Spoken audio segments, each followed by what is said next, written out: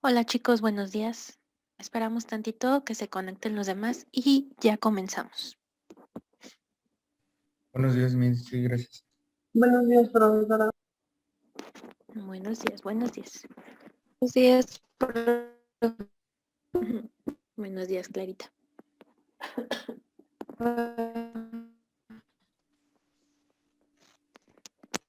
No te escuché.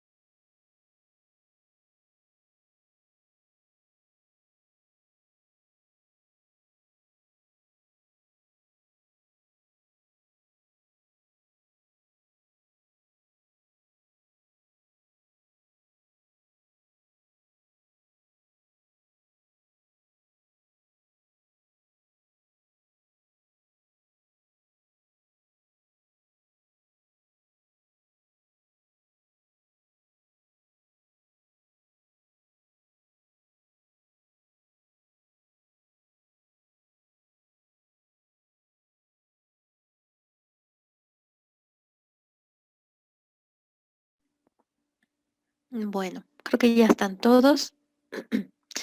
Ok, chicos. Este ya es la última, ¿sale? Ya es la última parte del tema y casi digamos, la última clase. No les subí presentación, ¿sale? Sino que buscando para explicarles este último artículo, me encontré con este texto. Está bien elaborado, está bastante claro y bueno, vamos a trabajar sobre él, ¿sale? Se los puse ya en plataforma, así tal cual aparece como artículo 123 constitucional, ¿sale? Bien, ok, ya entró Clara. Va y viene. Bueno, vamos entonces con esta última parte y cuando acabemos ya nos ponemos de acuerdo para el examen, ¿sale? Bueno, ok. Primero, ¿tienen alguna duda con lo que es el artículo tercero, lo referente a la educación? Creo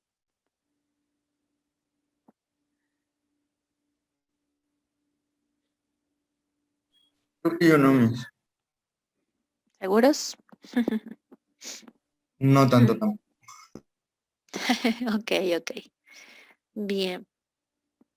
Pues entonces vamos a comenzar. Bueno, ok. ¿Se acuerdan que 123 constitucional es parte de lo que son las garantías sociales? ¿Sale? Un poquito de historia.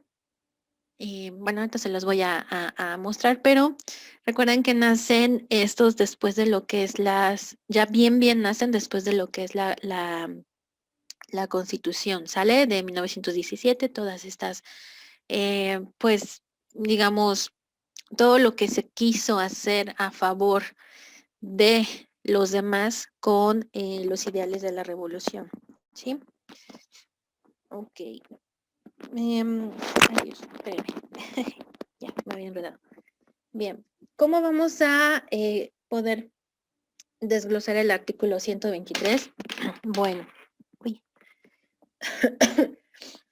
Primero nos habla de, pues, un derecho laboral como garantía individual. También vamos a encontrar lo que es la facultad para legislar en materia laboral. Y el artículo 123 se divide en lo que es el apartado A y el apartado B. Sí pueden ver la presentación, ¿verdad? Sí, Miss. Profe. Gracias, gracias. Bien, ahora, dentro del apartado A, ¿qué es lo que vamos a encontrar? Bueno, lo que es la jornada, obviamente de trabajo, la contratación de menores y lo respectivo a las mujeres embarazadas. De igual manera, lo referente al salario mínimo, a lo que son las utilidades, a lo que es la habitación, ahorita lo vamos a ver.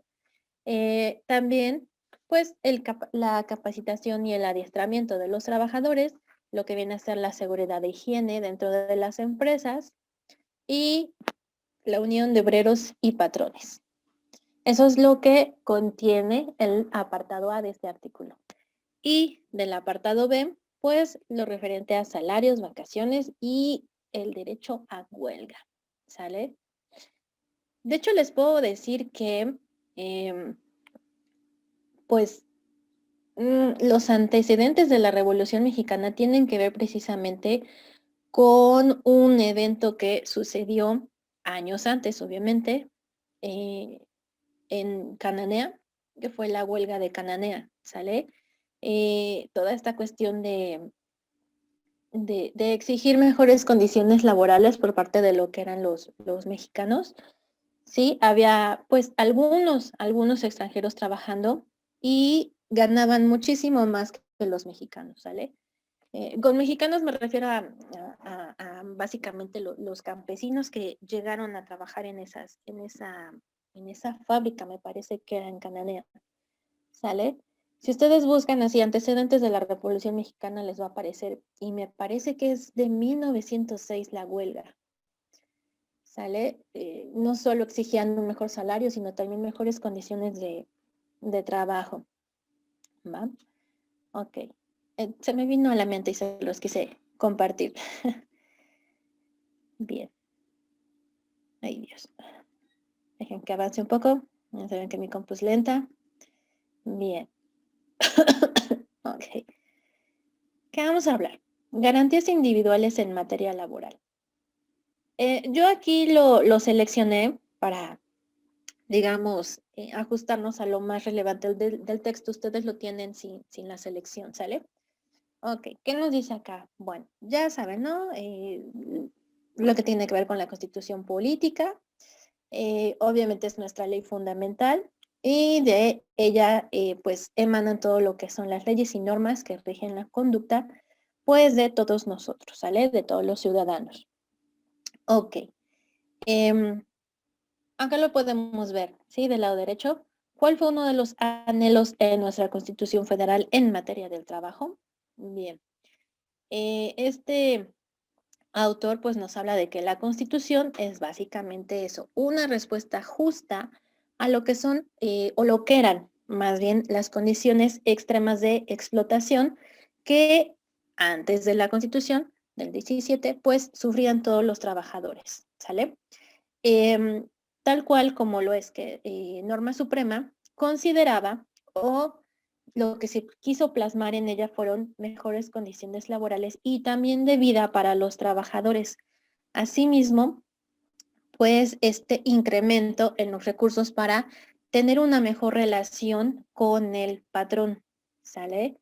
Digo, es obvio, ¿no? El patrón podrá ser, bueno, el jefe, el dueño de la empresa, podrá ser el dueño del capital, ¿sale? Del capital monetario. Pero quienes son los dueños de la fuerza laboral, pues son todos los trabajadores y es, digo, lógico considerar que sin trabajadores, pues no hay incremento, ¿no? Incremento de este capital. Por lo tanto, pues debe de tratarlos bien, ¿sí? Se supone que debe ser un líder o un jefe, pero no un jefe explotador como lo era antes de lo que fuera, pues, toda digamos, revolución de ideas, ¿no? Antes de lo que era la revolución, de lo que fue la Constitución también de 1917, ¿sale? Todos estos ideales que se plasmaron en ella y que, bueno, se supone que dieron frutos. Y digo se supieron porque, se supone, perdón, porque no es que los frutos de la revolución dieran o comenzaran de un día para otro, ¿sale? Tardaron mucho, mucho tiempo, ¿sí? Algunos tardaron inclusive hasta 40 años todavía en aterrizar bien a la realidad.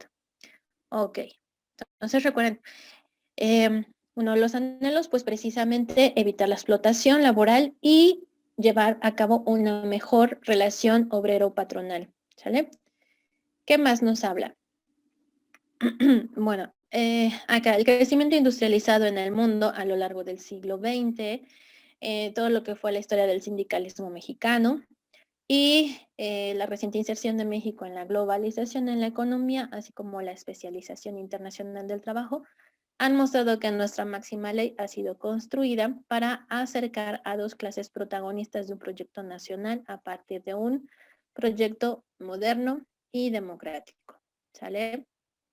Acá con a dos clases protagonistas estamos hablando de lo que es la clase trabajadora y digamos, vamos a llamarle la clase capitalista, ¿sale? Ok. ¿Qué más? Acuérdense que antes, por ejemplo, ¿lo vi con ustedes o lo vi en otra clase? Oh, no lo recuerdo bien. Creo que fue cuando hablábamos de lo que es el día, la conmemoración, no celebración, conmemoración del Día del Trabajo. ¿Por qué se dieron todos esos eventos? Precisamente porque exigían mejores condiciones de trabajo, ¿no? La sobreexplotación de horas que trabajaban, las cuestiones de los salarios tan pobres que les pagaban, ¿sale? La discriminación que se hacía a veces para los trabajadores y también, por ejemplo, pues la contratación de los niños, ¿no?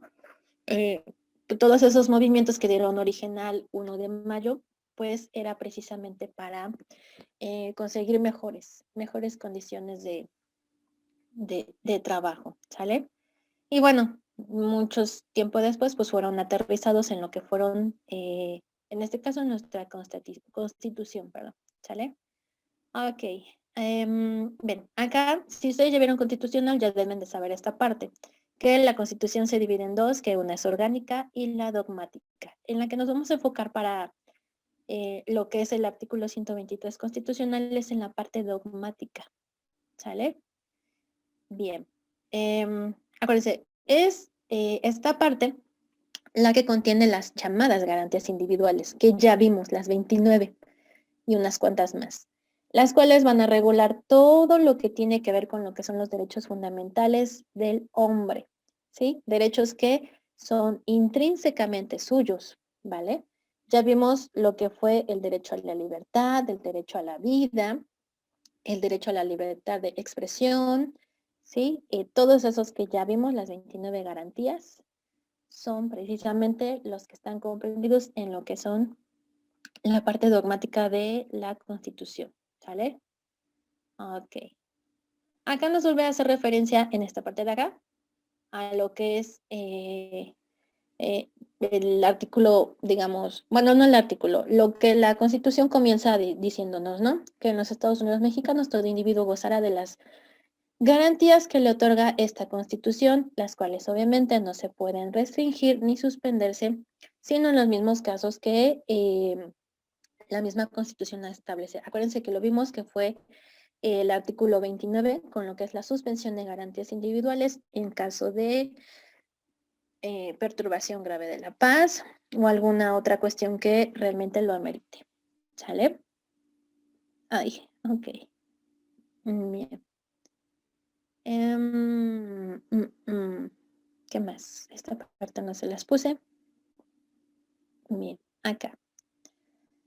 Nos dice, en tu izquierda, ¿en qué artículos de la Constitución se encuentra prevista la garantía de libertad para el trabajo? Bueno, nos vamos a enfocar nosotros en el artículo 123 constitucional, pero recuerden que cuando hablábamos de garantías de libertad y de igualdad, ahí hablamos del artículo 5º constitucional, ¿sale? Entonces nos dice acá que la materia laboral está considerada como una garantía individual y la Constitución regula a la misma en lo que son los artículos 5º y 123, ¿sale? El artículo 123 se encuentra obviamente fuera del capítulo de las garantías individuales, pero aún así se va a considerar que forma parte de ellas, ¿sale? Este artículo, como lo dice acá, está no en ese capítulo, pero tiene bastante importancia para lo que es, pues, nuestra vida laboral, si lo quieren ver así, ¿sale? Y sobre todo fue un gran triunfo, pues, lo que fue la Ley Federal del Trabajo, ¿sale? Todo lo que estableció. Acuérdense que en el artículo 5 de la Constitución se establecía, o más bien se establece, que a ninguna persona podrá impedírsele que se le dedique a la profesión, industria, comercio o trabajo que le acomode, siempre y cuando estos sean lícitos, ¿sale? Todo aquello que esté fuera de la ley no está permitido y por lo tanto no es un trabajo legal, ¿sale? Ok, igual que vaya acá lo dice, que vaya en contra o perjudique a terceros, ¿sale? ¿Qué nos dice? ¿Cuándo se puede vedar, o sea, limitar, prohibir la libertad al trabajo? Bueno, en el mismo artículo 5, como ya se los dije, nos va a establecer esta limitante a lo que es la libertad de trabajo. ¿Qué nos dice? Que el ejercicio de esta libertad va a poder vedarse o prohibirse por determinación judicial cuando se ataquen los derechos de algún tercero, como por ejemplo, lo dice acá, cuando una persona hace un trabajo que en realidad le corresponde a otra o cuando se ofendan los derechos de la sociedad, como cuando estalla una huelga y otros trabajadores suplantan a los huelguistas, ¿va? Está la huelga en tu empresa y el patrón no quiere líos, no quiere problemas, no quiere perder lo que es digamos, la producción, pues entonces simplemente trae a otros trabajadores, ¿de acuerdo? Y el hecho, o más bien digamos que la cuestión de irse a huelga es precisamente este paro, ¿no? Dejar de elaborar para exigir que se les dé resolución a ciertas cuestiones que ellos exigen, ¿no? En México, o bueno, si lo quieren aterrizar más acá a Puebla, pues quien más, digamos, huelgas ha tenido a lo largo de su historia ha sido Volkswagen, ¿sale? En los últimos años ya no, pero yo recuerdo hace unos 10 más o menos, híjole, cada rato se iban a huelga, ¿no? Exigían mayores prestaciones de ley. Exigían también, pues no mejores condiciones de trabajo porque ellos trabajan bien, el lugar donde trabajan es bastante, pues, seguro para ellos, ¿no?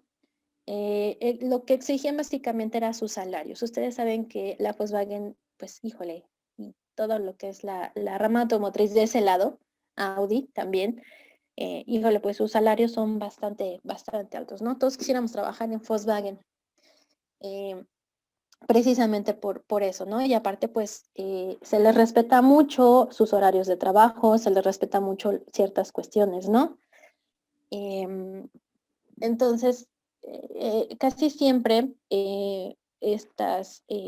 estos paros que hacían los sindicatos era, pues, para exigir mayores lugares, y con mayores lugares me refiero a que hubiese mayor oportunidad de tener más trabajadores y obviamente pues alcanzar el sueldo que ahora tienen, ¿no? Digo, no sé cuánto ganan, pero sé que ganan bastante bien. Entonces, eh, ¿cómo lo lograron? Pues así, ¿no? Exigiendo mediante la huelga a sus jefes, ¿no?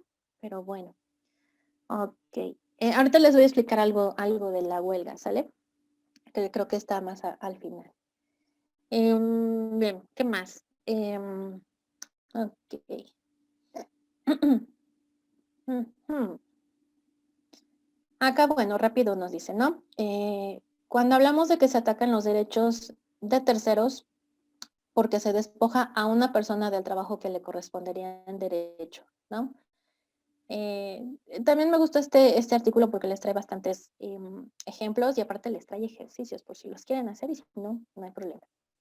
Nos dice, supongamos que existe una vacante en una empresa en la cual debe ser ocupada en derecho por el trabajador Juan Méndez, por ser el más capacitado y con mayor experiencia y antigüedad en la empresa. Sin embargo, le dan la vacante a Julio Ramírez, quien acaba de entrar a la empresa y no tiene experiencia ni antigüedad. En este caso, se le ataca directamente el derecho de Juan, ¿sale? A quien le correspondería ocupar ese lugar. Es por ello que la libertad de trabajo de Julio le podría ser vedada por un juez, ¿va? Ya que ese trabajo no le correspondería de acuerdo con la ley. Aquí el ejemplo que nos está poniendo es precisamente digo, si ya tienes 15 años trabajando en una empresa, has demostrado tu buena productividad, que beneficias mucho a la empresa, pues obviamente tienes que ir escalonando puestos, ¿no? Para llegar digamos, a lo máximo de la profesión que tienes. Y de repente llega alguien y nada más porque es pariente del dueño, le dan el puesto más alto, pues eso ya es algo que no debe ser, ¿sale? Por eso les marca acá ese ejemplo de que se le está limitando, se le está prohibiendo, pues, en cuestión al trabajo, ¿sale? Bien. Ok. Acá este otro ejemplo nos habla de cuando son lo que viene siendo que se ofenden los derechos de la sociedad, ¿sale? Porque se deja sin efecto un determinado derecho social. Acá es, por ejemplo, cuando hay una huelga en una empresa y obviamente ustedes saben que las huelgas no es nada más de 2, 3 días. Hay empresas, hay fábricas, hay lugares que por el hecho de que los trabajadores se fueron a huelga, nunca llegaron a acuerdos y entonces, ¿qué pasa con la empresa? Pues quiebra, ¿sale? Se va a la bancarrota y ya, ahí se quedó, ¿sale? Entonces, pues obviamente esto conlleva, digamos, no beneficia a ninguna de las partes, al contrario, les trae bastantes problemas, ¿sale? Los trabajadores no solo pierden su trabajo, sino también pues el dueño de la misma empresa, de la fábrica, pues, ¿qué pasa? Pierde todo, ¿no? O sea, todo lo invertido lo va a perder, ¿de acuerdo? Bien. Ok. ¿Dudas hasta acá, chicos?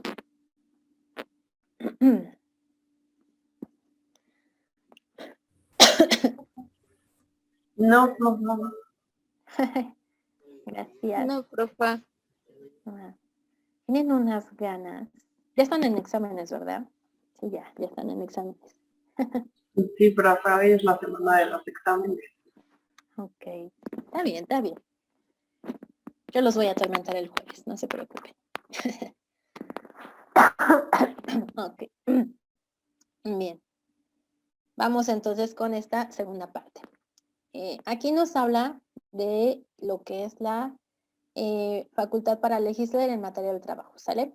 Ya vamos a dejar arriba lo que son los artículos que nos hablan de lo que es el trabajo en la Constitución y ahora vamos con lo que es esta facultad, ¿sale?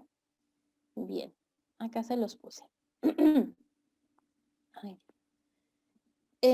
Bueno, las materias que vamos a encontrar en la Constitución son obviamente objeto de legislación. Esta se puede llevar a cabo en 2 instancias diferentes. Primero podemos hablar de lo que es la legislación federal, que está elaborada y dirigida para todo el país. Y después tenemos la legislación local, que es la que expiden los estados de la federación, ¿sale? Para ello la Constitución establece ciertas competencias. ¿Qué quiere decir con esto? Bueno, que se va a señalar a la federación y a los estados sobre qué materia específica podrán legislar, ¿sale? Acuérdense, vamos a tener la legislación federal y la legislación local. Y por obvias razones tienen que estar de acuerdo las dos, ¿sale? No puede haber contradicciones. Bien, ¿quién tiene facultad para legislar en materia laboral? Aquí nos vamos a lo que es el artículo 73 constitucional y obviamente en la fracción 10ª nos establece que la facultad para legislar en lo que es la materia laboral le va a corresponder al Congreso de la Unión, es decir, a los poderes federales y no a los locales. ¿Qué más nos dice? Que el Congreso de la Unión, obviamente, tiene facultad para expedir las leyes del trabajo reglamentarias del artículo 123, lo que significa que el Congreso Federal es el que va a legislar en materia laboral. Asimismo, el mismo artículo 123 en la fracción 31 corresponde o nos dice que corresponde a las autoridades de los estados la aplicación de las leyes en sus respectivas jurisdicciones, ¿sale? Entonces, la que va a legislar es obviamente el Congreso, ¿sale? Y ya son los estados quienes van a aplicarlas, ¿sale? En sus diferentes jurisdicciones, ¿sale? Obvio, por ejemplo, la de Puebla va a tener sus propias leyes, Hidalgo también, ¿sale? Pero todas vienen de, o más bien todas nacen de lo que es la federal, ¿sale? Ok. Ejercicio 2. Bien, vamos acá. Ahora sí ya, vamos de lleno con el artículo 123 constitucional y vamos con lo que es el apartado A. ¿Va? Bien. Básicamente va a regular el artículo 123 lo que son todas las relaciones entre los particulares, ¿sale? Y en el apartado B, todo lo que es las relaciones laborales entre el Estado y sus servidores públicos, ¿va? Entonces, primero, nos dice que la Ley Federal del Trabajo va a regular las relaciones laborales entre particulares. Esto ya sabemos que es la ley reglamentaria del artículo 123 constitucional en su apartado A. En cuestión a la Ley Federal de los Trabajadores al Servicio del Estado, se regulan las relaciones laborales entre este y sus servidores. Y obviamente todo eso lo vamos a encontrar en el apartado B, ¿sí? Hay ciertas diferencias en relación a lo que unos trabajadores pueden hacer y los otros no, ¿de acuerdo? Una de las diferencias está, por ejemplo, en lo que es la huelga, ¿sale? Bien, eso lo vamos a ver ahorita al final del artículo. Entonces, acuérdense, el apartado A del artículo 123 regula las relaciones laborales entre los particulares y el apartado B, las relaciones laborales entre el Estado y sus servidores públicos. ¿Sale? Bien. Ok. Acá nos dice el artículo 123 en el apartado A, rige las relaciones entre obreros, jornaleros, empleados, lo que son los domésticos, los artesanos y de manera general toda la relación de trabajo que sea de carácter particular. Nos habla de 31 fracciones en donde se encuentran establecidas todos los lineamientos generales que van a regir estas relaciones obrero-patronales de carácter particular. Y comenzamos con lo que son los días de descanso, ¿sale? El bendito domingo que descansamos. Ok. Antes de que se establecieran estas garantías sociales, sobre todo en materia del trabajo, se trabajaba de lunes a lunes, por así decirlo, ¿sale? Se trabajaba de sol a sol, incluso de noche a noche. Y, por ejemplo, el simple hecho de pedir un día de descanso era motivo de un despido. Y en esos momentos no existía lo que es el despido injustificado, ¿sale? O sea, simplemente te despedían porque no ibas a laborar un día que te tocaba, ¿sí? Digo, te tocaba trabajar de lunes a lunes, entonces no había ningún día de descanso. Así es como lo veían, pues, los patrones, ¿de acuerdo? Bien. Ok, nos dice acá, días de descanso. Los trabajadores tienen derecho a descansar por lo menos un día a la semana, ¿sí? Por lo menos, ya si la empresa pacta que puedan descansar 2 o 3 días dependiendo del trabajo que se realice, está perfecto, ¿sale? Por ejemplo, en Volkswagen creo que descansan 2 o 3 días, ¿no? En cuestión por ejemplo, lo que son los trabajadores digamos, de hospitales, ellos acuérdense que trabajan, creo que también 2 o 3 días, ¿no? Porque trabajan jornadas muy largas de trabajo, ¿sí? Bien, ok. Nos dice que por cada 6 días de trabajo deberán disfrutar de un día de descanso, ¿sale? Al menos. Y con goce de salario. No es que te lo van a descontar, no es que solo trabajas 6 días y solo te pagan 6 días. Bueno, en algunos lados sí te pagan así, ¿sale? Bien, pero por ejemplo en las empresas y fábricas y todo esto te lo pagan completo, ¿sí? Por costumbre, pues se ha tomado el domingo como ese día de descanso, ¿sale? Acá nos dice que hay que recordar que la costumbre es una fuente importante de lo que es el derecho laboral, ¿sale? Bueno, pero si ustedes no descansan el domingo, sino que descansan, no sé, el martes o el jueves, tienen su día de descanso, ¿ok? Bien. En cuanto a esto, el artículo 60 de la Ley Federal del Trabajo nos va a establecer 3 tipos de jornadas. La diurna, que está comprendida entre las 6 y las 8, ¿sale? Entre las 6 de la mañana y las 8 de la noche. Después la jornada nocturna, que está comprendida entre las 8 de la noche y las 6 de la mañana. Y la famosa jornada mixta, ¿sale? Esta va a comprender obviamente periodos de tiempo de la jornada diurna y nocturna, ¿sale? Nos dice que siempre que el periodo nocturno sea menor a 3 horas y media y puede comprender 3 horas y media más o menos de lo que viene siendo la jornada nocturna, ¿sale? Como que entran a la mitad de una y a la mitad de la otra salen, ¿va? Bien. Vamos con el ejemplo de la Volkswagen. Tienen esta manera de trabajar, ¿sale? Bien.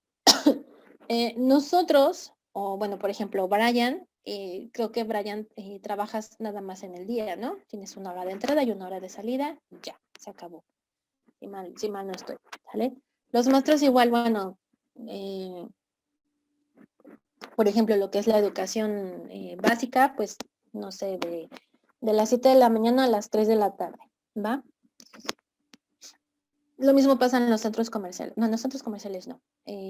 Más específico en lo que es, por ejemplo, el supermercado, ¿no? Chedraui, Walmart, todos ellos.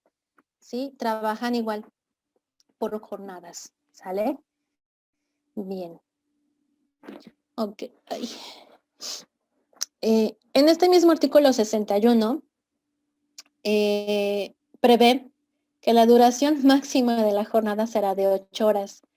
La diurna, ¿sale? 7 la nocturna y 7 horas y media la mixta, ¿va?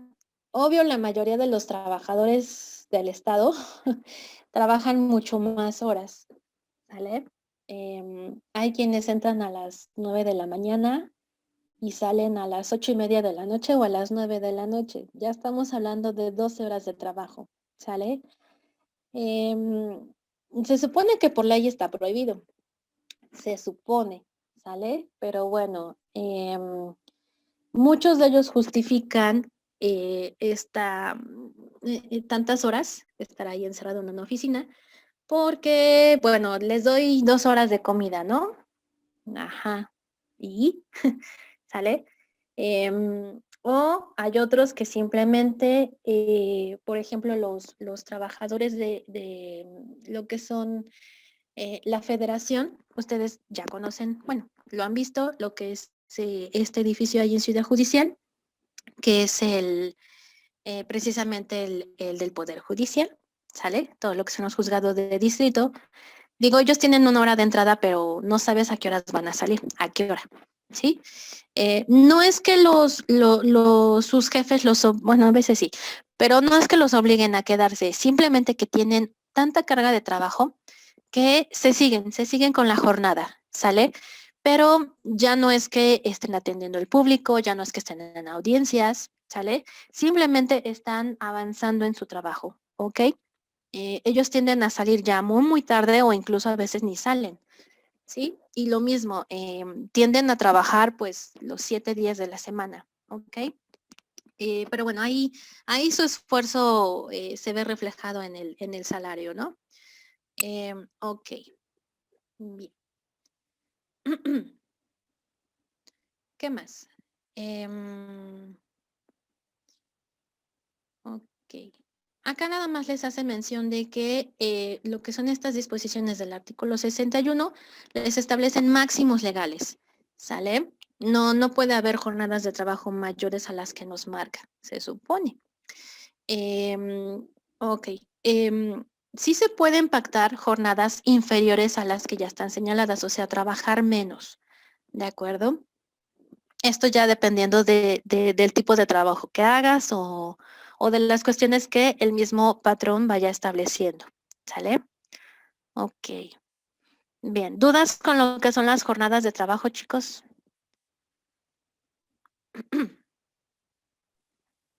¿No? No, profe. Ok, Profe. mande. Ah, no, dije que no, nada más. Ok, bien. Entonces, vayan viendo para saber si van a trabajar o no tantas horas.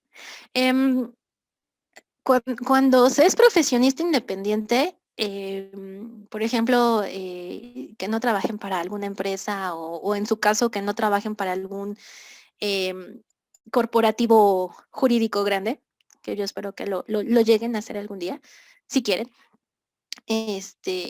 Ustedes mismos son los que van a pactar sus horas de trabajo, ¿va?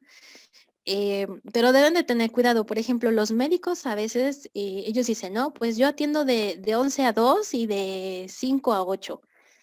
Ajá. Pero hay ocasiones en que, pues, los pacientes llegan a la hora que quieren y ni modo que le digas, ay, es que estoy descansando. Bueno, hay algunos médicos que sí, pero la gran mayoría te dicen, ok, lo atiendo, ¿no? Y pues ya te apuras y todo, ¿va? Ahí como tal jornada de trabajo, pues no es que la tengas establecida porque no hay un jefe que te diga, tienes que cumplir con tantas horas de trabajo, ¿no? Sino que tú eres tu jefe y tú decides cuántas horas le dedicas pues a tu profesión, ¿no? En el caso de los litigantes, pues casi todo lo haces en la mañana, desde las 8 de la mañana hasta como las 4 de la tarde, ¿va? Eh, y es bastante válido. Yo me topé muchas veces con abogados ya grandes de unos 50 años más o menos, que te decían, bien, yo atiendo a mis clientes, yo les ayudo en todo lo que quieran, desde el lunes a las 6 de la mañana hasta el viernes las 11 de la noche. Pero después de las 11 de la noche del viernes hasta el lunes a las 5:59 no estoy disponible.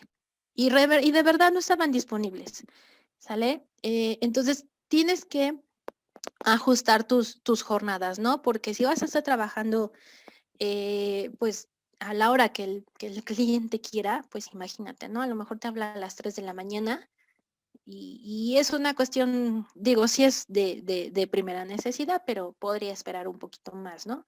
O estás en pleno bautizo, en plena boda y quieren que vayas, ¿sale? Entonces, aquí tú puedes establecer tus jornadas, ¿no?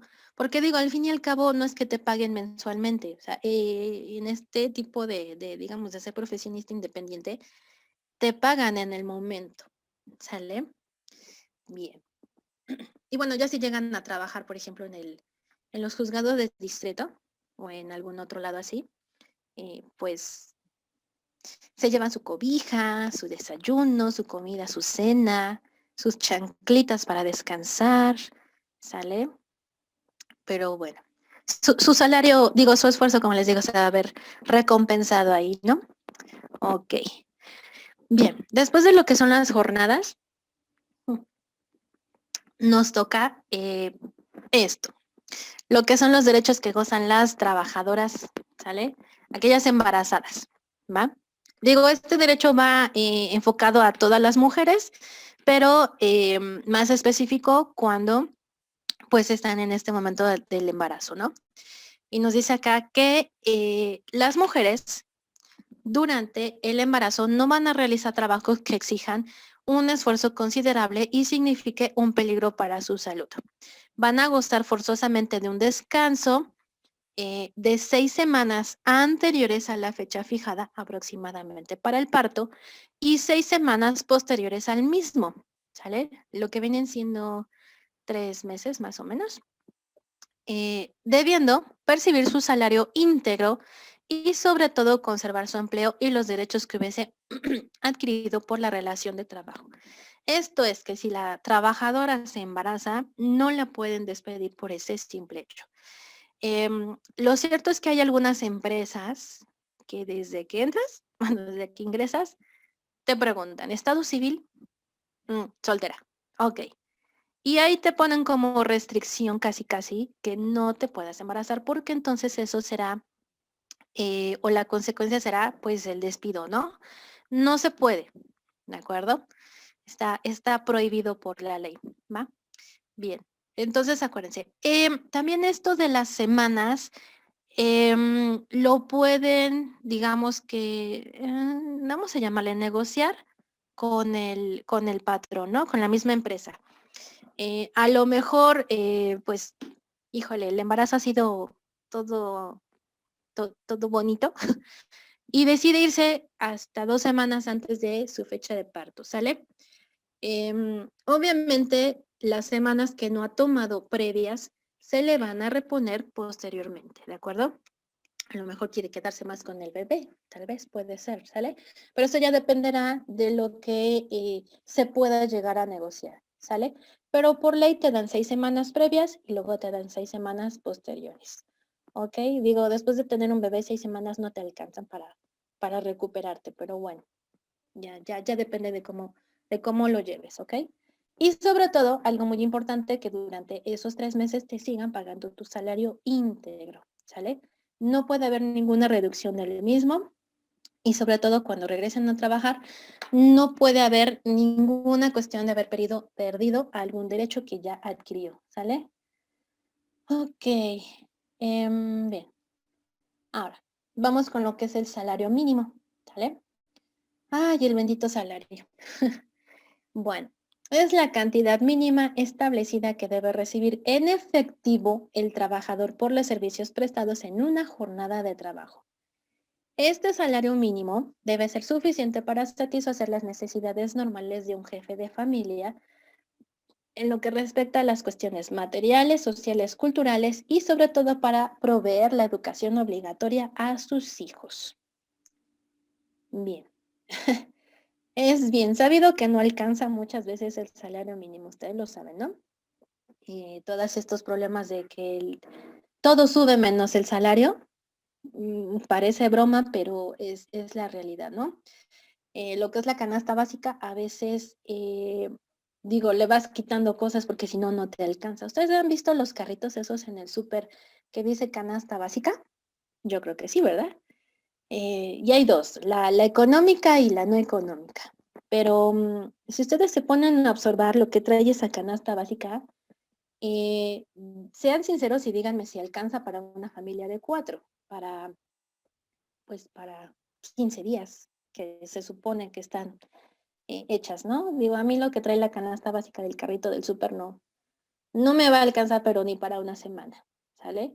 Entonces, obviamente, lo que se eroga, por así decirlo, en cuestión a satisfacer todas estas necesidades de una familia, no siempre va de acuerdo con lo que es el salario mínimo, el mínimo, ¿sale? Bien. Por eso ahora hay menos familias que quieren tener niños, no porque no les gusten, sino porque no te alcanza, ¿sale? Yo a mis hijos durante los 7 días de la semana, creo que durante 4 los lleno de verduras y frutas y tortillas, ¿sale? Porque llenarlos de carne y huevo no me alcanza. ¿De acuerdo? Y además que son niños, son muy tragones. Pero bueno. Entonces, para eso está establecido, ¿sale? Lo que es el salario mínimo, que sea suficiente para satisfacer necesidades de un jefe de familia. Y digo, la educación, pues, ¿te alcanza para la educación pública? Sí. Para la educación privada, si la quieres, no siempre alcanza, ¿sale? Bien. Tenemos dos tipos de salarios mínimos, ¿sale? Mínimos. Los generales y los profesionales. Los salarios mínimos generales son los que se fijan para toda la población, independientemente de su profesión. En el caso, por ejemplo, de los salarios mínimos profesionales, se van a fijar para cada profesión específica y por regla general son más altos que los salarios mínimos generales. Nacen como un incentivo a la población a fin de lograr el desarrollo de las actividades profesionales entre los mexicanos. ¿Ok? Obvio tiene sus pros y sus contras, lo que es, pues, digamos, trabajar de manera independiente, ¿sale? A trabajar por parte de, bueno, como parte del Estado, como parte de una empresa. ¿Cuáles son esos pros y contras? Bueno, beneficios, pues tienes tu salario mensual, ¿sale? Cada mes, cada 15 días te depositan. Tienes prestaciones de ley, tienes vacaciones y sobre todo tienes pensión, ¿sale? O el Afore, como lo quieran ver. Cuando eres independiente, pues sí tienes vacaciones, pero no tienes un salario fijo, sino que conforme vas trabajando, pues obviamente te van pagando, ¿va? Y otra cosa, eres tú el que tiene que ahorrar para tu vejez, ¿sale? Y sobre todo, por ejemplo, una prestación que tienes como trabajador del estado de alguna empresa, pues es el IMSS, ¿no? El IMSS, el seguro, todas estas cuestiones de acceder a lo que es la salud, ¿no? La, la, la seguridad social, ¿sale? Como independiente, pues tienes que pagar a tu doctor, a tu dentista, a tu oculista, al pediatra, que son muy caros, por cierto, este, ¿sale? Entonces, son los pros y los contras, ¿va? Bien. Ok. De hecho, si ustedes quisieran saber cuánto cobrar, ustedes futuros abogados, esta ay, se me fue el nombre, ya anoche lo estaba viendo, dije, se los voy a mostrar. Em, Precisamente, cuánto deben de cobrar por una demanda, por un escrito, por un asunto, ¿sale? Dejen si en el transcurso de la mañana me acuerdo y ya se los comparto, ¿sale? Bien. Ok, veamos acá. Algo aquí importante. El salario mínimo debe pagarse en moneda de curso legal, es decir, en pesos mexicanos, ¿sale? No se permite pagar el salario con mercancías, vales, fichas o cualquier otro elemento que pretenda sustituir a la moneda, ¿va? Tienen que pagar. Digo, hace muchos años, y vuelvo al ejemplo de la Volkswagen, yo me acuerdo que mi tío, híjole, les hablo de hace como 20 años o más, él no era mexicano, pero trabajaba para Volkswagen aquí en México y a él le pagaban en euros. Oh, yo decía, qué bonito ha de ser eso de que te paguen en euros, ¿no? Unos años después ya le comenzaron a pagar en pesos mexicanos, pero al inicio a él le pagaban en euros por el hecho de ser extranjero, ¿sale? Y aparte tenía un puesto alto en la Volkswagen, ¿no? Em, Eso causaba algunas molestias a lo que eran los trabajadores mexicanos, ¿sale? Porque había ingenieros como él, ¿sale? Que tenían, digamos, el mismo puesto, pero por el hecho de ser mexicanos ganaban en pesos. Si ustedes hacían la conversión era lo mismo, pero por cuestiones ideológicas se sentían menospreciados, ¿sale? Eh, Fue al inicio de que Volkswagen pues comenzara operaciones acá, ¿no? Por ahí les hablo del 1990 y tantos, más o menos, ¿sale? Algo importante, ustedes han visto también, no sé si a Brian le pagan o le dan vales, no sé. Estos vales no es que van a ser como retroactivos a una parte del salario que se les va a pagar a ustedes, no. Es, ¿cómo les diré?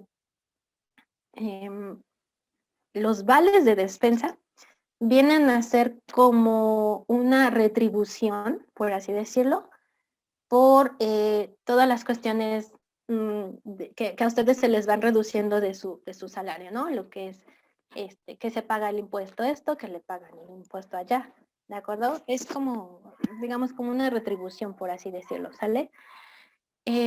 Ustedes saben también que los vales de despensa, cuando los van a utilizar en el súper, no pueden decir a la cajera, ay, ¿me cambias el vale de 500 pesos por 500 pesos? No, a ver, ¿cómo? Lo tienes que utilizar y ya si te sobra te doy, ¿no? Te doy el cambio en moneda, ¿no? En billetes. Pero no se pueden cambiar por dinero en efectivo, ¿de acuerdo? También, por ejemplo, los vales de gasolina. Ustedes llegan a la gasolinera y casi siempre son como de 500 pesos los vales de gasolina. Entonces, no es que le digan al despachador, nada más dame 200 pesos de gasolina y los 300 me los regresas. Hasta donde llegue el vale de gasolina, ¿sale? Cosas así, ¿de acuerdo? Y bueno, con mercancías tampoco. Hay algunas empresas que a lo mejor en Navidad pues hacen rifas y cosas así, pero lo que les van a obsequiar no quiere decir que de su salario y obviamente del bono que les dan en diciembre les van a quitar, no, son como, pues vamos a llamarlo así como premios, como incentivos que te da la misma empresa, ¿sale? Pero nunca van a suplantar lo que es el salario que ustedes les tienen que dar, ¿sale? Bien. Ok. ¿Dudas con lo que es el salario, chicos?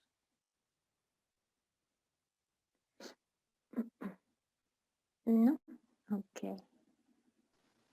No, Mm. profe. Gracias, Clarita. Ok, bien. Esto. ¿Cuántas horas extra a la semana se permite por ley trabajar de más? Ok. En cuestión de las horas extras, estas no pueden exceder de 3 horas diarias ni de 3 veces consecutivas, ¿sale? En una semana, ¿va? O sea, si les dicen que tienen que trabajar horas extras, va. Si yo salí a las 7, me tengo que ir a las 10, no me puedo ir más tarde. Así de sencillo. Y no puedo trabajar horas extras de lunes a viernes, ¿vale? Esto acá nos dice, significa que en un día no se puede trabajar más de 3 horas extras. La cuarta hora extra ya no está permitida por la ley, ¿sale? Ya pueden ahí ustedes hablar de una explotación laboral. Bueno, acá lo que les acabo de decir, ¿no? Esto significa que, por ejemplo, si trabajas de lunes a viernes, podrás trabajar horas extras el lunes, el martes y el miércoles. Pero forzosamente deberás trabajar, digo, descansar el jueves, ¿sale? Si descansas el jueves, de nuevo puedes trabajar horas extras el viernes, ¿sale? Ya que en este caso los 4 días en que trabajaste las horas extras no fueron consecutivas porque descansaste un día, ¿va? Entonces, ahí ustedes, si van a trabajar horas extras, tienen que irlas distribuyendo bien, ¿sale? Como les decía, en el caso, por ejemplo, de los que trabajan en el poder, en los juzgados de distrito, no es que ellos les diga el jefe, ¿no? Te quedas a trabajar porque me falta esto. Es simplemente que la carga de trabajo, pues a veces amerita el que se queden más tiempo, ¿de acuerdo? Pero si a ustedes les trabajan en otro lado y les piden trabajar 2 o 3 días horas extras, esas horas extras deben verse reflejadas en su pago, ¿de acuerdo? Bien. ¿Qué más? ¿Qué más? Después de lo que son las horas, las horribles horas extras, vamos a lo que es la participación de los trabajadores en las utilidades de las empresas. Ok, dentro de los fines de las empresas se encuentra el hecho de generar utilidades. Estos son ganancias. La legislación laboral considera que si el trabajador contribuyó personalmente a la realización de dichas ganancias o utilidades, es de igual manera justo que le corresponda una participación en la misma, ¿sale? Ya que toma parte de los procesos de producción. Bien. En el artículo 123, en lo que viene a ser la fracción 9, nos dice que se establece que los trabajadores van a tener derecho a una participación en las utilidades de la empresa. Y esta participación está representada por un porcentaje. Puede ser el 10%, el 12% o el 15%. Y el mismo porcentaje va a estar fijado con base en estudios que se realicen para conocer las condiciones generales de la economía nacional a fin de fomentar el desarrollo de la industria del país. ¿Sale? Ok. ¿Quién lleva a cabo estos estudios? Bueno, acá no lo dice, ¿no? Una comisión nacional que está integrada por representantes de los trabajadores. ¿Sale? También forman parte los patrones y obviamente el gobierno. Se le llama Comisión Nacional para la Participación de los Trabajadores en las Utilidades de la Empresa. ¿Va? Este es obviamente un derecho que tienen los trabajadores, ¿sale? Es independiente. Esto es que no le otorga la facultad de intervenir en la dirección o administración de la empresa. No puede tomar decisiones de la misma. Simplemente es que contribuyó a lo que fue la producción, ¿sale? Contribuyó a que hubiese mayores ganancias, ¿va? Pero no va a poder dirigir la empresa, ni ser dueño, ni será muy señor de la misma, ¿de acuerdo? Estas, ay, no recuerdo bien cuándo es que se tienen que repartir las utilidades, pero ay, me parece que es como por mayo. Creo que sí. Meses antes, bueno, un mes antes más o menos, incluso en la televisión y en el radio comienzan a hacer voz de las mismas, ¿sale? Sí saben los trabajadores lo que es el reparto de utilidades, si ya te tocó tu reparto de utilidades, ¿de acuerdo? Entonces, es bastante importante, ¿no? Digo, recibir un porcentaje extra de tu salario, pues es bastante motivante. Ok. ¿Qué más? Acá nos habla de lo que son las habitaciones para los trabajadores. Nos dice que hay ocasiones en que la industria o la empresa donde se va a prestar un determinado trabajo se encuentra en, en algún lugar muy retirado o incluso despoblado, ¿sale? En estos casos es necesario que los trabajadores tengan un lugar donde quedarse, ¿sale? En estas circunstancias se originó un deber a cargo de los patrones que consiste en el hecho de proporcionar habitaciones a sus trabajadores. Posteriormente, esta obligación se extendió a todas las empresas agrícolas, industriales y mineras en general. ¿Sale? La fracción 12 del apartado A del artículo 123 establece que toda empresa agrícola, industrial, minera o de cualquier otra clase del trabajo estará obligada, según lo que determinen las leyes, a proporcionar a los trabajadores habitaciones cómodas e higiénicas, ¿sale? Esto nació precisamente para evitar, digamos, que el trabajador tuviera que trasladarse, pues, de un lugar a otro, ¿sale? O sea, recorriendo grandes distancias. Si lo quieren ver de una manera en cuestión de producción, pues obviamente evitar el agotamiento del trabajador, ¿no? De tener que trasladarse o de viajar 3 o 4 horas diarias de ida y 3 y 4 horas diarias de regreso, ¿no? Obviamente afecta a la producción, afecta al desempeño del trabajador, ¿sale? Entonces, por ello es que se creó esto de proporcionarles habitación a los trabajadores. Y obviamente las mismas pues deben de contar con ciertas características, ¿no? Lo básico, baño, ¿sí? Techo, si lo quieren ver de esa manera. Y bueno, a lo mejor, digo, tener una pequeña, ¿qué se les llama? Hornillas, estufas chiquititas. Sí, a lo mejor para calentar algún tipo de alimento rápido, un té, un café, lo que ustedes quieran, ¿sale? Pero para ello están. Y obviamente deben de estar cerca del lugar de trabajo, ¿va? Em, por ejemplo, también, no lo menciona acá, pero ustedes deben saber que hay empresas que, bueno, a lo mejor no pueden proveer, digamos, esta cuestión de las habitaciones. Entonces, ¿qué es lo que hacen? Pues ponen en marcha el transporte, ¿sale?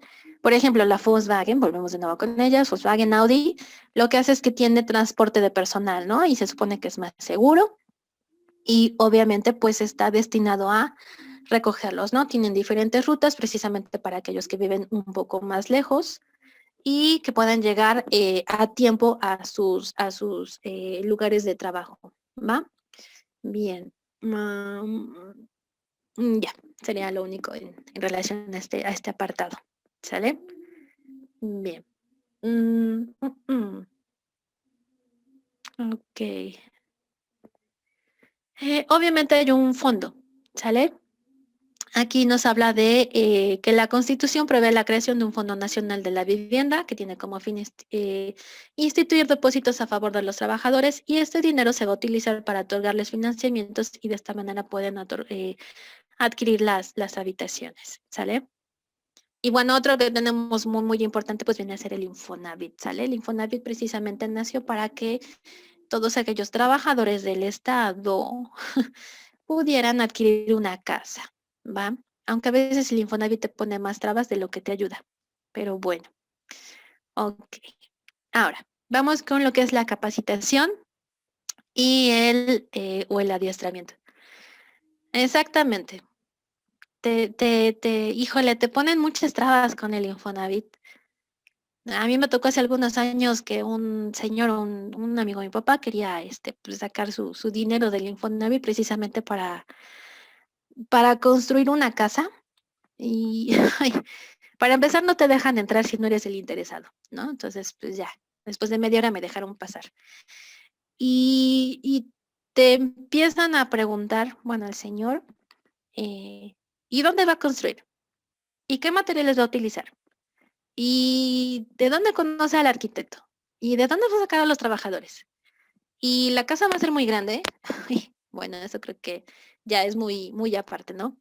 Después de interrogarte, te dice el Infonavit, no, no lo puedo aprobar, pero si usted se cierne a nuestros requisitos, a nuestras condiciones, que son que el mismo Infonavit te provee al arquitecto, te provee a los trabajadores y te provee los materiales y casi casi te dice dónde vayas a construir, entonces ahora sí te suelta el dinero, ¿no? Entonces, pues, ¿cuál libertad? Pero bueno. Y aparte para lo que te alcanza, pues a veces es, híjole, para casas muy pequeñitas o de muy costo, digo, de muy bajo costo, ¿no? Que a veces te deja entredicho si realmente están bien construidas, ¿no? Pero bueno, es una ayuda, ¿no? Y muchas personas han obtenido su casa gracias a lo que es el Infonavit, ¿no? Digo, tiene sus pros y sus contras. Es como la Afore, como la pensión, ¿no? O sea, trabajas chorrocientos años, literalmente, y al final, pues, dices, no, híjole, pues como que la pensión no era lo que yo esperaba. Obvio, depende de dónde trabajes, ¿no? Por ejemplo, los que se pensionan de Pemex, híjole, las pensiones que tienen, ay, es cuando dices, ay, ¿por qué no estudié algo relacionado con ello, no? Y trabajé como 30 años para Pemex. Pero bueno, ya ni modo, ¿no? Por eso hay que ahorrar. Como profesionistas independientes tenemos que ahorrar, ¿no? Te aguantas el antojo de la chalupa, de la memela, de la coca y vas ahorrando, ¿no? Pero bueno, ok. Em, vamos ahora con esto importante, ¿sale? Lo que es la capacitación o el adiestramiento. Nos dice acá que capacitar y adiestrar es un beneficio tanto para los patrones como para los trabajadores. En el caso de los primeros, adquieren mano de obra calificada, es decir, trabajadores que conocen una ciencia o técnica. Mientras que para los trabajadores, pues les ayuda a volverse personas más capaces y competitivas.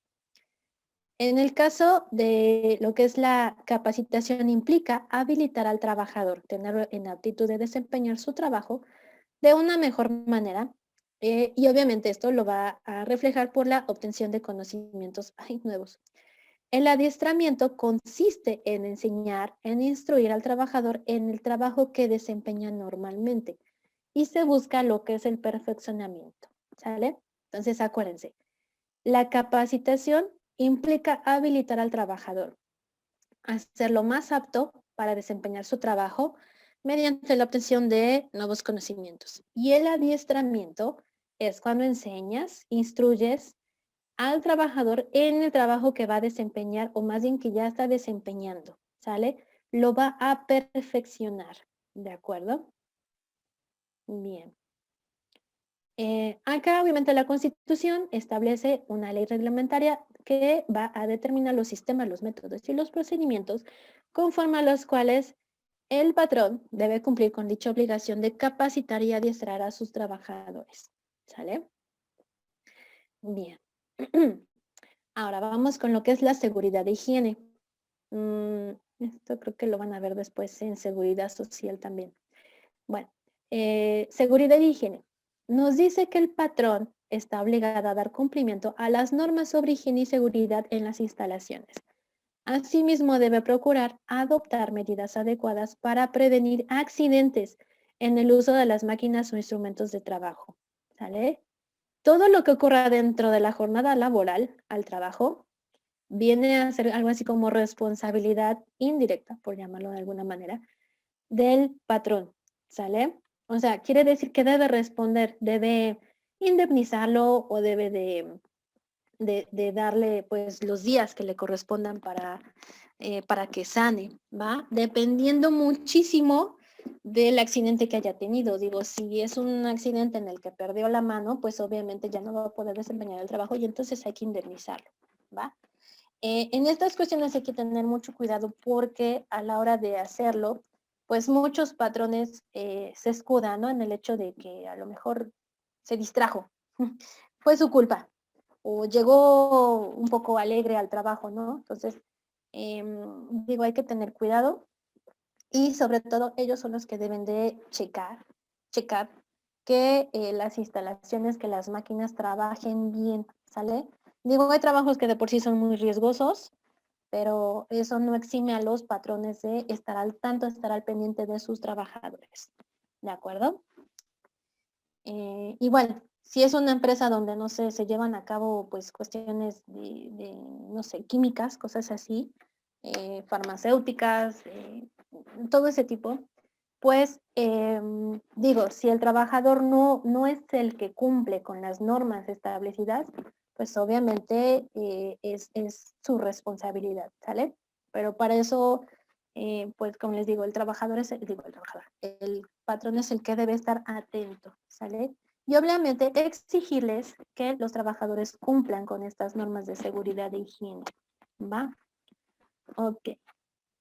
Acá les habla de lo que son la importancia de los accidentes de trabajo y enfermedades profesionales. Va a radicar en que los patrones sean responsables de dichos accidentes y enfermedades.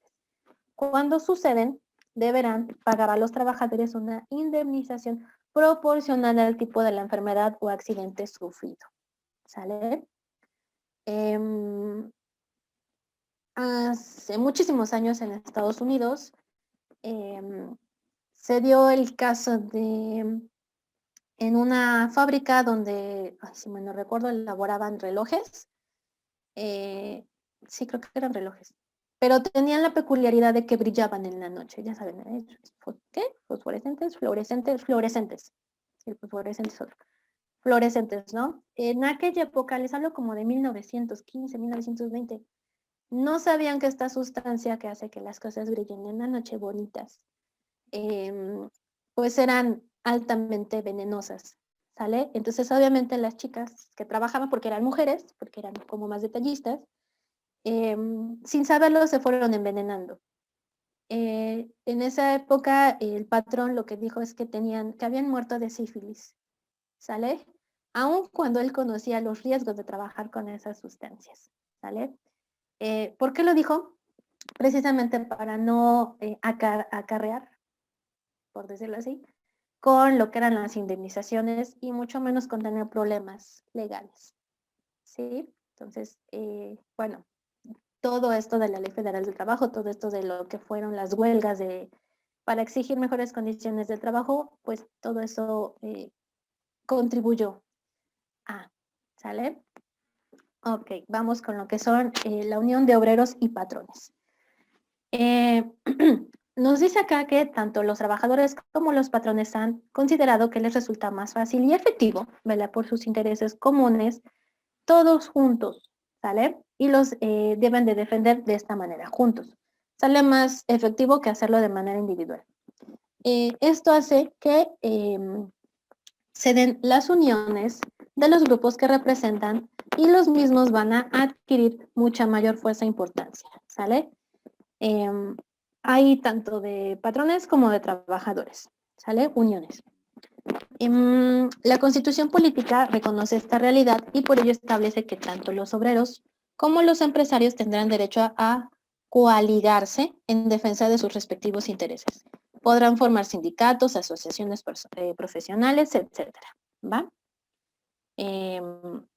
Ok.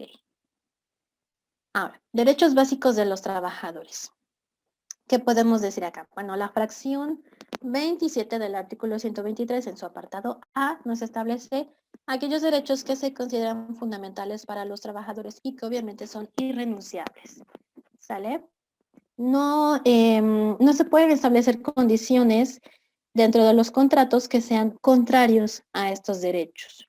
¿De acuerdo? Si hay alguna de estas cuestiones que van contra a sus derechos, pues obviamente las condiciones que se hayan establecido serán nulas. ¿Va? Por ejemplo, que establezcan una jornada inhumana, notoriamente excesiva. ¿Sale? No se puede pactar en un contrato porque entonces será nulo. De igual manera, las cuestiones que se refieran a un salario que no sea remunerador o suficiente a juicio de las juntas de conciliación y arbitraje. No te pueden pagar menos de lo que ya está establecido. Aquellas condiciones que estipulen un plazo mayor de una semana para la percepción del jornal, ¿sale? No puedes trabajar más. Acá, las que señalen un lugar de recreo, fonda, café, taberna, cantina, para efectuar el pago del salario. Te tienen que pagar en tu lugar de trabajo, ¿sale? O depositarlo, si lo quieren ver así. También las que entrañen obligación directa o indirecta de adquirir los artículos de consumo en tiendas o lugares determinados. Se va a prestar a digamos, ciertos intereses que pueden mermar tu economía, ¿sale?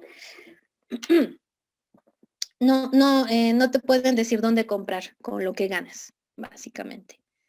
Igual no te pueden retener el salario como una multa, eso está prohibido, ¿va?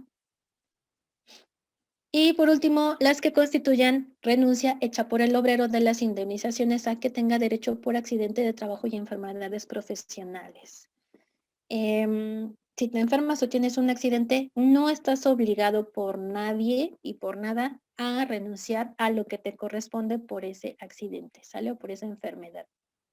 ¿De acuerdo? Ok. Ahora, vamos con la última parte de lo que es el artículo 123, lo que es el apartado B, ¿sale? Acuérdense que aquí les hablaba de los trabajadores, más bien de la relación de los trabajadores con el Estado, ¿sale? O los trabajadores del Estado. Bien, hay algunas diferencias. El texto solo se aboca a lo que son las diferencias con el apartado A. Y vamos acá, en esta. Nos dice que las diferencias existentes con respecto al apartado A es, por ejemplo, los salarios de los trabajadores al servicio del Estado son fijados por los presupuestos respectivos.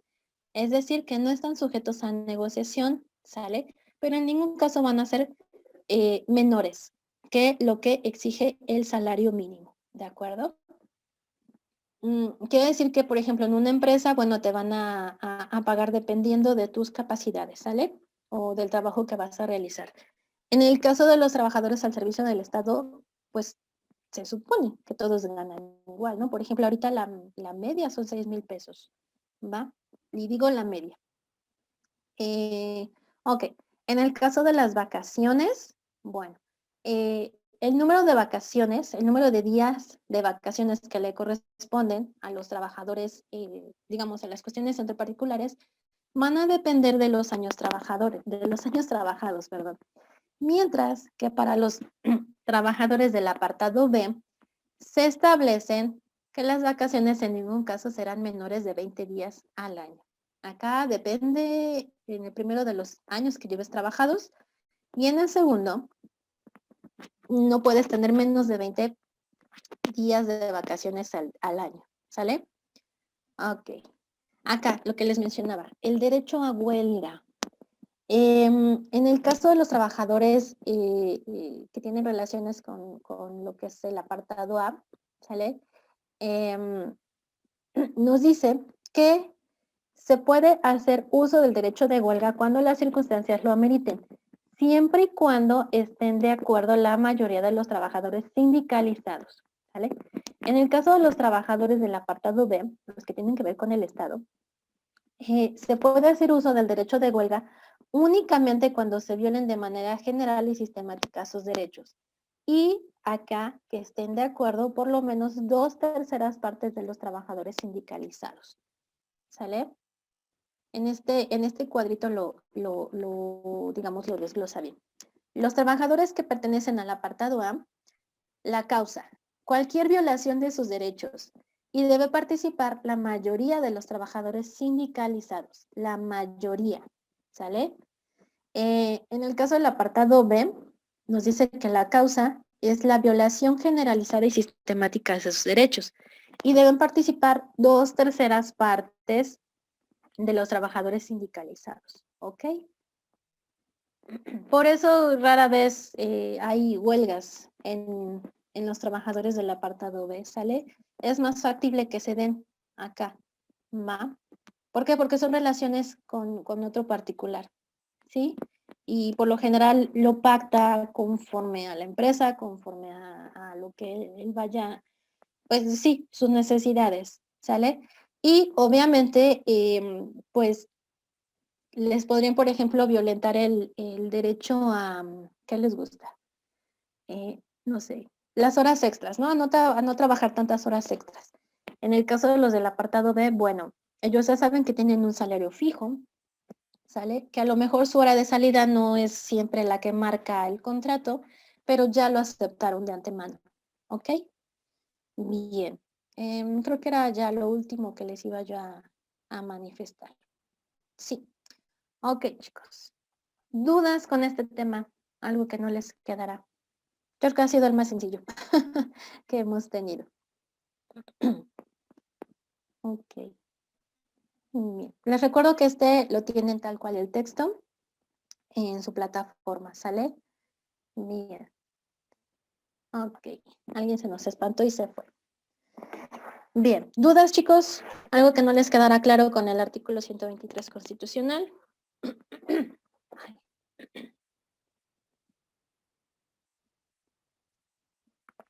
¿No? ¿Segurísimos? Creo que no. Ok, está bien. Edgar. Ok, chicos. Bueno, ¿los demás tienen alguna duda, algún comentario, algo que quieran compartir? No, profa, ninguna duda. Gracias, Clara. No, profa. Gracias, Carlita. Ya veré sus dudas en el examen. Ok, ¿checaron su examen de prueba? ¿Tienen algún reclamo? ¿Todo bien?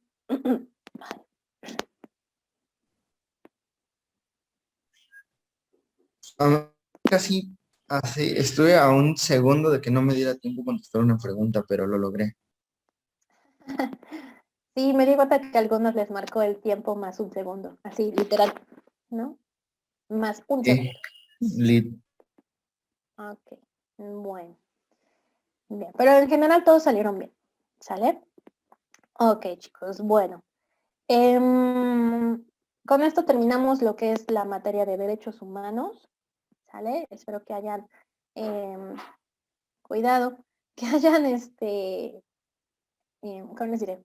Que les haya sido de provecho la materia, sobre todo porque es algo que lo van a vivir día a día, ¿sale?